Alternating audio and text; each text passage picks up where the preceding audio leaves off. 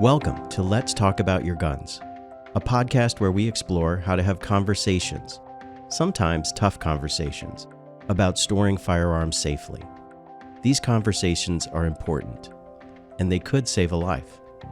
I'm Kurt West, Associate Professor of Psychiatry and Scientist at the Center for the Study of Traumatic Stress. Today we're going to try something a little bit different. I have in the studio with me Christina Medvesek and Dr. John Bradley. As part of getting ready for this season, our production staff, some of our new members, listened to some of the older episodes, and it generated a very interesting reaction.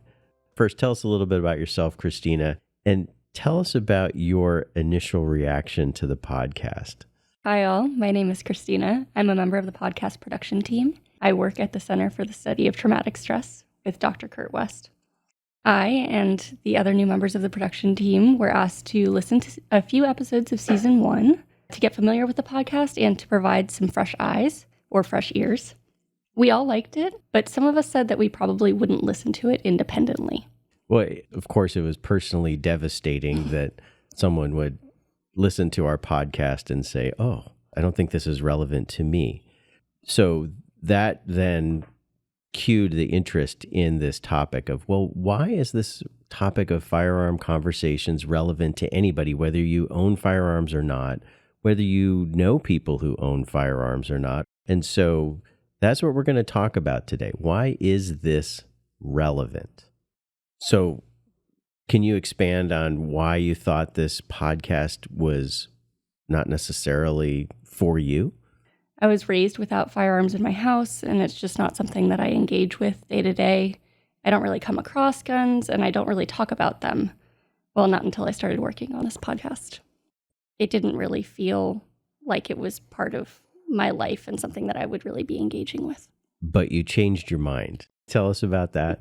Actually, I was totally wrong. I think my response of this not being relevant was partially for practical reasons, but also kind of an identity issue that I think of myself not as somebody who engages with firearms. John, could you go ahead and introduce yourself? Hello, everybody. John Bradley. I am the Director of Mental Health at the VA Boston Healthcare System and a veteran myself. John, can you share with us your perspective on firearms and your own experience with firearms just to set the stage? Yes, happy to. I think Christina hit on an important point about how firearms can be an identity issue for many people. Certainly as a military veteran, I became, familiarized with firearms and proficient in the use of firearms over the course of my career.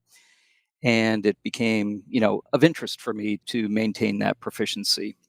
2/3 of veterans own firearms in their homes. And untold numbers of Americans, we don't really have a good number about that, own firearms in their homes. So firearms are ubiquitous. So you gained experience in firearms through the military and felt the need to keep that proficiency after your time in the military, as many people do. Was protection ever part of the equation in your life? I won't say that it was never part of the equation, but it's certainly not the major part of the equation for me. Nor is necessarily firearm ownership part of how I see my identity. Firearm ownership for me is more of a hobby. And I gained an interest again through the military, became very interested in military history and the firearms used throughout our military history, and began collecting. The only times when I have felt a need for a firearm for protection is when I'm traveling alone, say across the country, or on a motorcycle trip, or camping, that I'll bring a firearm for protection, against wildlife or whatever else might be out there when I'm traveling.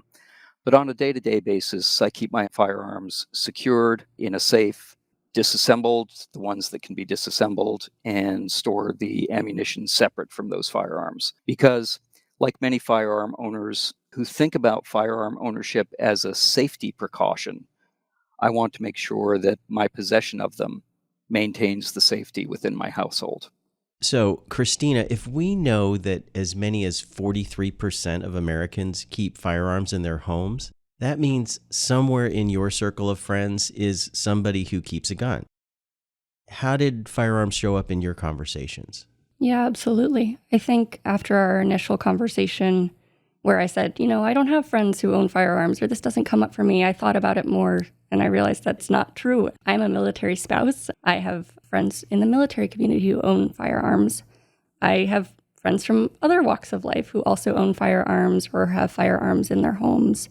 Just as we've been producing this episode, I've been having conversations with people about this podcast and have learned that friends who I thought didn't own firearms have firearms at home. It's really a myth, I think, probably for everyone or for most people, that firearms are really separate from your community. And John, if you think about your circle of relationships, how prevalent are firearms in your group? I would say they're fairly prevalent, although I haven't taken the liberty to survey my friend group to see who owns firearms and who doesn't. Although a vast number of my close friends and acquaintances are also military hobbyists and do collect mostly antique weapons, but I haven't surveyed that group to see if they also own handguns or other firearms for protection. I want to pause and remind our listeners of the purpose of this podcast. We're here to motivate and empower people to have conversations about safe storage of firearms with people in their lives. Safe storage means that guns are stored unloaded, stored in a locked container, disassembled or with a locking device engaged, and ammunition is stored and locked separately. Finally, safe storage also means having a plan for alternate storage during difficult times. John, Christina, I'm curious to know whether each of you have ever had a conversation about safe storage with your friends. No, I haven't had those conversations. Before we started working on this podcast, I had never heard the term safe storage. But I can think of at least one time when perhaps I should have had a conversation like that with a friend. I have a close friend who I know has firearms because he is a hunter. I also knew that he had a history of depression. He was having a particularly difficult time in his life, and I think now, knowing what I do, that would have been a really good opportunity for me to have had a friendly conversation with him about how he was storing his firearms. And to this day, I don't know how he stores his firearms if something like that were to happen again. I don't even really feel like I have the language to have those conversations. John, can you talk about any conversations that you have had around firearms and safety, in particular safe or secure storage? This is a daily conversation for me in my professional life, but let me shift gears and talk about my personal life. Quite a number of years ago, I had a great friend who was going through a terrible time. He was profoundly depressed and did own firearms. And I knew of this because he would talk about his hobby of going to the range and firing and so on and so forth. And that was the first opportunity that I had to say, it's probably not a good idea for you to have access to a firearm when you're feeling so depressed. And fortunately, he was very receptive to that discussion and was appreciative that I offered to take possession of the firearm while he was in the throes of his crisis and seeking help for that problem. He readily relinquished his handgun over to my custody. We waited a period of about 6 months, and I observed that he seemed to be doing much better. He attested that he was doing much better, and he was ready to regain possession of the firearm. So we had a discussion about what the safe storage best practices are for him. And I expressed a willingness to serve as his repository should the crisis ever reoccur in his life. So that was the first time. And that conversation has happened 2 additional times since then with close friends. And I think what it has shown me is that people are open to having the discussion if that discussion is from a place of empathy and concern and support. So let's talk about your guns is not about cocktail party conversations about guns and safety, but these are about people that are in your life that matter to you and that you want to live in a safer environment. With that in mind, I wanted to follow up, Christina, with your thoughts on both John's scenario, but your own scenario with your friend. Had you had the opportunity to do it differently, how would you approach it now? Yeah, I guess I'll answer your question with a question for John, which is, I still feel like, and I don't think I'm alone in this, I am feeling a barrier with even starting that type of conversation. How did you approach your friend, or did they approach you to talk about you taking their firearm for a limited period of time? It's a great question because context matters, right? And in this first case with my friend, he approached me expressing that he was in crisis. He didn't express a desire to relinquish his firearm until I brought it up, knowing that he owned firearms. Inherent in that question is whether you know that your friends own firearms, and we can never be certain, as you so perfectly pointed out in the introduction. But we can assume, given the prevalence of firearm ownership, that there may be firearms in proximity to any person in crisis. It might be worth shifting the dialogue from "do you own firearms" to something along the lines of people in crisis might have access to firearms. And I don't know if that's the case in your home, but if that is, have you thought about how you would safely manage those firearms during the time of crisis? Again, that's a very contextual discussion, presuming that someone, one, is in crisis, and two, you have the opportunity to meet with them. I'm definitely guilty of making assumptions about who owns firearms and who does not. John, that was incredibly useful. I think just going in open and saying, do you have access to firearms is a great way to start. And then again, you have to be flexible based on the scenario. But Kurt, we've also talked about how these conversations shouldn't only happen in times of crisis. I'm curious about how we could be normalizing these conversations day to day. It's interesting to think about, when does the presence of a firearm potentially come up in casual conversation with your friends? It's an interesting question. The data is starting to indicate that a substantial number of firearm owners keep at least one gun stored in a less secure manner, and in particular, those who are owning firearms for protection. So the idea is to plant that seed that perhaps the safer alternative is to keep that firearm locked in some way. I think one of the things that we've also emphasized throughout this podcast has been that if you do any one of the steps of secure firearm storage, you are safer than you are doing none of them. And so any step puts time and space and one more opportunity for that person to change their mind on the worst day of their life. And so it comes out in the idea of you matter to me, I care about you. This would be awful if this were to happen. And so this is one way that you can keep yourself safer by storing your gun securely. I really like that framework because, what you're talking about is harm reduction. Anything we can do towards safer storage helps improve all of our well-being. I like to have the discussion about, keeping a safe household. That if somebody is purchasing a firearm, whether for protection or sport or some other reason, we can presume that their ultimate goal is to make their household safer.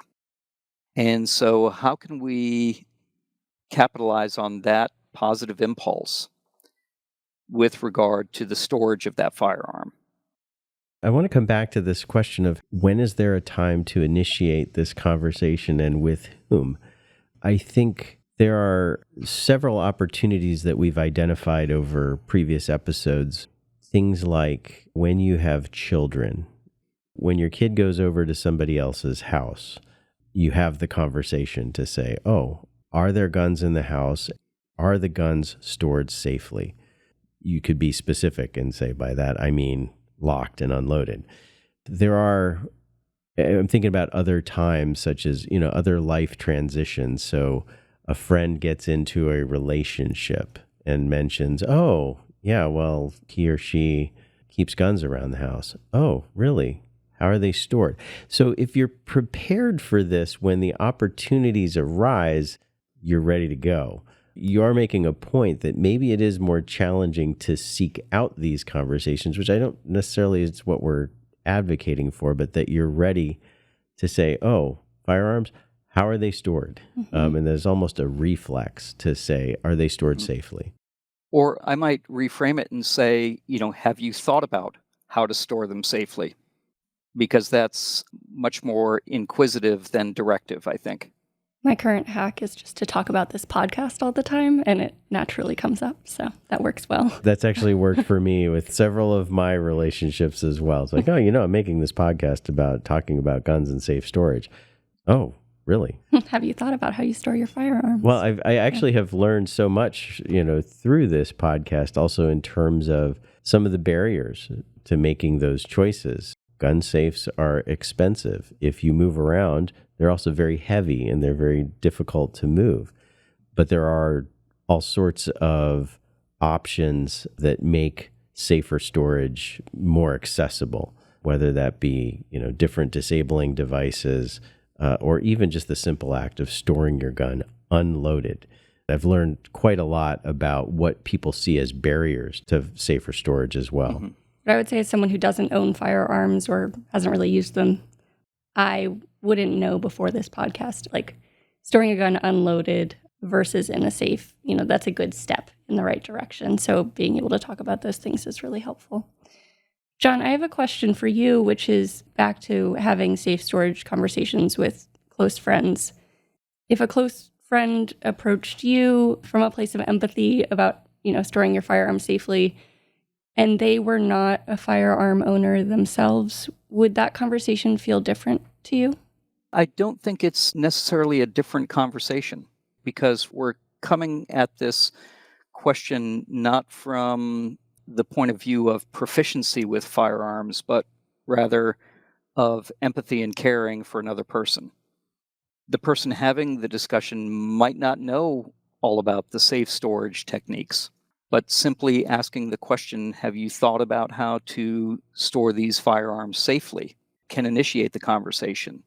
Boy, I don't know either. Let's look it up. Hey, let's tune into this podcast and learn more. That's helpful. I think the other part of it, it's a language issue and a knowledge issue, but it's also, I think I am afraid sometimes because of the identity politics almost around firearm storage that I will come off as being on the other side of some debate. And I don't want to put up a barrier between myself and a friend when I come into that conversation. You can very easily align by saying, I am all about firearm safety. We can all agree on that. No matter where you are in the political spectrum, I think you could say you're all about firearm safety. This is for John. Is there anything that you would emphasize non-firearm owners or people who are unfamiliar with firearms? What should they know if they want to have safe storage conversations? I really think they should know that resources exist, that there is a spectrum of safe storage practices that could be employed, and that this is not an all or none conversation.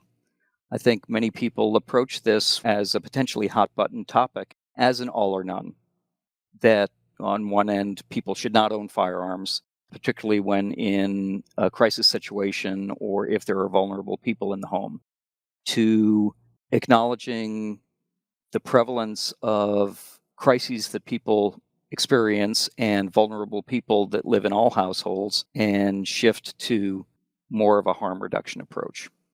I think it's very important to emphasize that even if you were perhaps the most anti-gun person there is, if you have a friend who owns guns, you don't get that luxury of just saying, well, you shouldn't have that. And so being comfortable saying, oh, you have a gun. Okay. Can we talk about storing it safely? Or can you help me understand how you store it safely? Again, from a perspective of understanding, let's create a safer environment for all of us. John had very rightly pointed out that sometimes the conversation is much more broad. It's about how safe is the whole house environment, and the firearms are just one piece of it. Okay, Christina, so now do you feel ready, or do you feel more prepared to have safe storage conversations with your friends? I think it will probably be uncomfortable at first, but I'll also say that discomfort isn't the worst thing in the world, especially if the potential benefit is so great. We're talking about, the safety of our friends here. Well, and I think you just highlighted the key point. It's about the connection that you have to this other person. Right. The gun is incidental to that connection. It is one facet that you want to put in a safer place so that you can focus on the relationship with your friend and not be worried about them, not be worried about their safety. Let's just make a safe environment. Now, there are some resources that are helpful for people who are exploring the idea of having these conversations. Where can our listeners get those resources? Yeah, we were able to track down some resources, and they'll be linked to this episode on the Center for the Study of Traumatic Stress website. Many of them are focused on times of crisis or a particular risk, like children in the house, but they do provide some practical advice on navigating the conversations. Excellent. Are there any key points that we haven't hit on already? I think there are a couple key points to walk away with. One is that firearm ownership is more prevalent than we might have imagined. It is cloaked in secrecy for many people, and it is an uncomfortable conversation for many. So we ought to assume that our friend group consists of people who do own firearms. Maybe if only by tuning into this podcast or being part of it, we can spread the word that we're all invested in firearm safety, not only in times of crisis, but in terms of general practice. Because we want, like all firearm owners do, want to keep everyone safe. Christina? I think the biggest takeaway for me is I need to not get bogged down with the concerns about terminology and knowledge. I was really worried that you needed to go in being able to say, okay, this is like the practical advice, and I need to be prepared fully to have this conversation. And that's just not true. It's most important to be approaching these conversations just out of care for your friends, which we all have. And then, John, thank you for pointing this out. The fact-finding can be a process that you engage in together. I hope in this episode that we've been able to break down some of the barriers that many of us share in having these conversations. Thank you, John and Christina, for sharing your perspectives. This has been such a wonderful conversation. We don't have to know exactly what to say. And you shouldn't worry about saying the wrong thing so long as you're coming from that perspective of caring, that perspective of connection. We should all realize that there's probably more gun owners in our lives than we realize.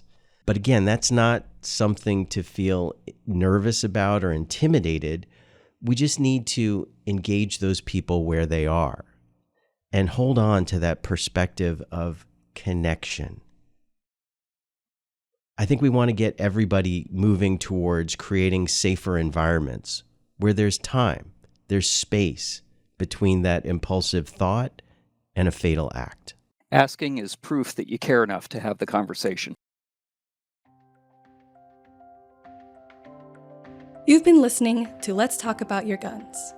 This podcast is made possible by the Henry M. Jackson Foundation for the Advancement of Military Medicine and is produced by the Center for the Study of Traumatic Stress at the Uniformed Services University in collaboration with Podville Media. To learn more about our mission and for additional resources, please visit cstsonline.org. Be sure to subscribe to the show on your favorite podcast app and leave a 5-star review. Thank you for listening.